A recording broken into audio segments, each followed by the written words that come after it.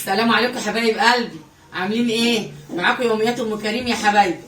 ما تنسوش يا حبايبي تشتركوا في القناه وتفعلوا علامه الكل عشان يوصلكم مني جديد.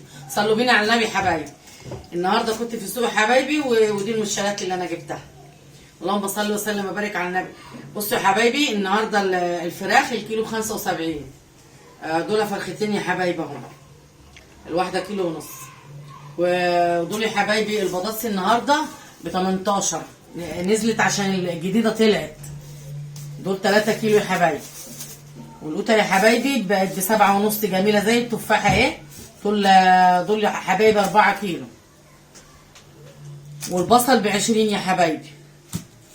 البسله ب40 جنيه عشان لسه طالعه، نزلت كانت ب50 وب60، ب40 النهارده يا حبايبي.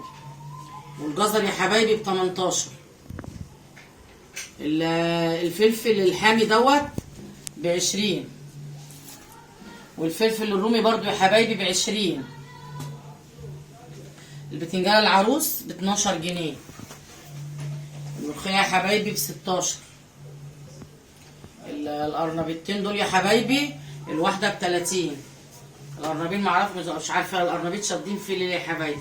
الواحدة ب30 جنيه. دي حبايبي كانت المشتريات بتاعتي بتاعت النهارده يا حبايب قلبي. ما تحرمش منكم يا حبايبي يا غاليين، يا حبايب قلبي، يا حبايب قلب ام كريم. ما تنسوش يا حبايبي تفعلوا علامة الكل وتدوس اللايك يا حبايبي. ما نحرمش منكم يا حبايب قلبي. والسلام عليكم ورحمة الله وبركاته.